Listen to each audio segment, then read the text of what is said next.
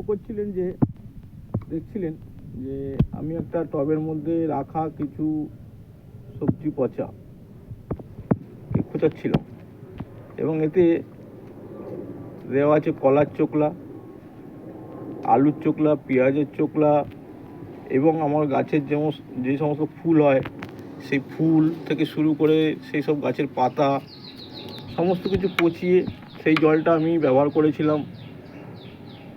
ওই জলের সাথে মিশিয়ে 1 লিটার সঙ্গে আরও 2 লিটার জল মিশিয়ে আমরা ব্যবহার করেছিলাম অন্যান্য গাছে।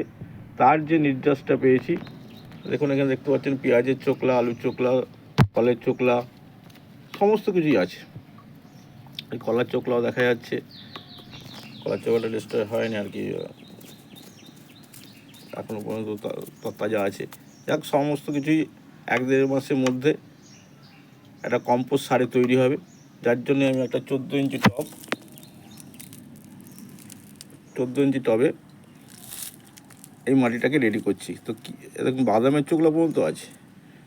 তো কীভাবে রেডি করলাম, নিচে যেমন আমরা গাছ বসানোর জন্য একটা পুরোনো টব ভাঙা বা যাকে আমরা খোলামকুচি বলে থাকি দিয়েছি, তার উপরে আমি কিছু ছোবড়া, কোকোপিট ছিল না, ছোবড়া দিয়ে নিচের স্তরটাকে আমি দিয়ে দিয়েছিলাম, মানে ড্রেনেজ সিস্টেমটাকে ঠিক রাখার জন্য।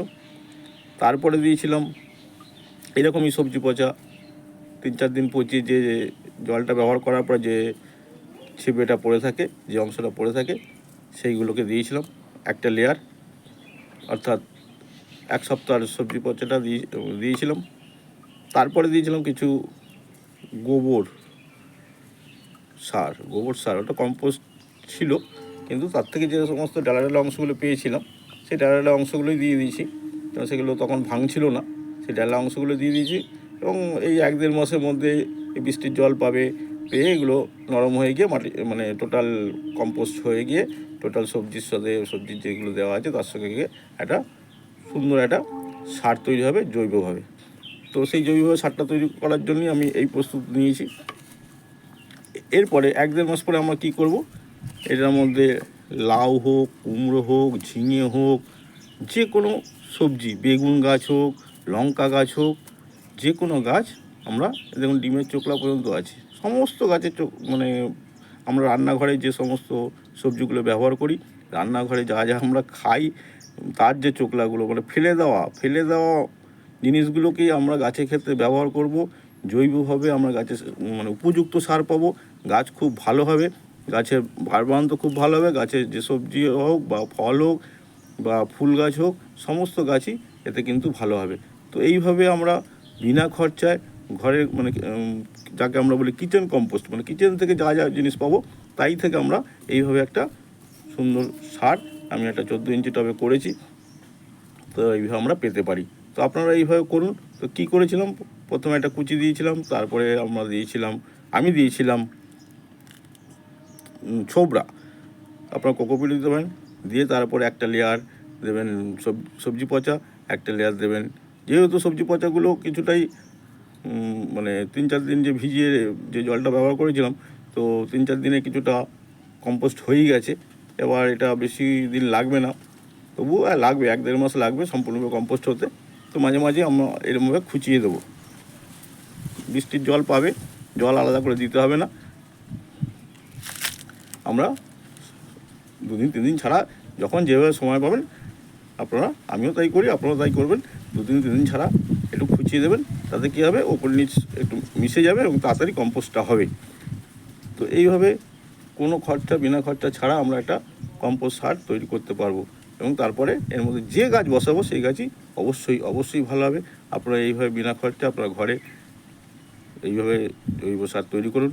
তো আরেকবার রিপিট করছি, কীভাবে স্তরে স্তরে আমি দিয়েছিলাম, প্রথমে কুচি, তারপরে ছোবড়া, আপনারা কোকোপিট দিতে পারেন, তারপরে একটা লেয়ার সবজি পচা, একটা লেয়ার এই গোবর সার, তারপরে আবার দিয়েছিলাম সবজি পচা, তারপরে আবার দিয়েছি এই গোবর সার। এইভাবে দিয়ে আমি এটাকে টোটাল ভর্তি করেছি। এটা যে অবস্থা আছে এটা আরও 1-1.5 ইঞ্চি অবশ্যই নেমে যাবে, আর 1-1.5 ইঞ্চি তো আমাদের ফাঁকা রাখতে হয়। তারপরে আমরা উপরে হালকা কিছু মাটি, এমনি নর্মাল গার্ডেন সয়েল যাকে বলে, সেই গার্ডেন সয়েলের মধ্যে দিয়ে আমরা গাছটা, যে কোনো গাছ, লাউ, কুমড়ো, ঝিঙে, বেগুন, ঢ্যাঁড়সের সময় চলে যায়, ঢ্যাঁড়স আর না বসানি ভালো, কারণ 1-1.5 মাস পরে আর ঢ্যাঁড়স হবে না। তো যে কোনো ধরনের সবজি আমরা এতে বসাতে পারবো।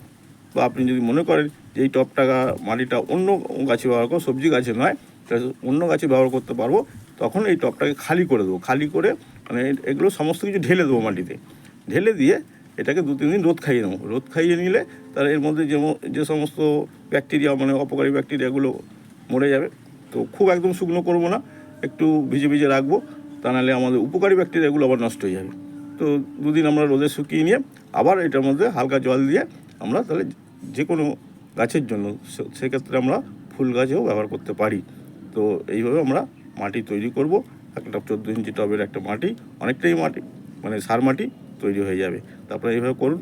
আমার ভিডিওটা যদি ভালো লাগে, আপনারা যদি উপকৃত হন, আমার চ্যানেলটিকে সাবস্ক্রাইব করবেন এবং একটি লাইক অবশ্যই করবেন। আপনাদের সহজে কীভাবে গাছ করা যায়, সার করা যায়, গাছকে কীভাবে বৃদ্ধি করা যায়, গাছে কী কী সার প্রয়োগ করা যায়, কী কী কীটনাশক ব্যবহার করা যায়, ফাঙ্গিসাইড হিসেবে কী ব্যবহার করা যায়, এই সমস্ত আপনাদের জানানোর জন্য আমাদের ভিডিওগুলো করা। তো আপনারা ভিডিওগুলো দেখতে থাকুন, আর আমার ভিডিওগুলো রোজ পেতে আমার চ্যানেলটিকে সাবস্ক্রাইব করবেন। ধন্যবাদ।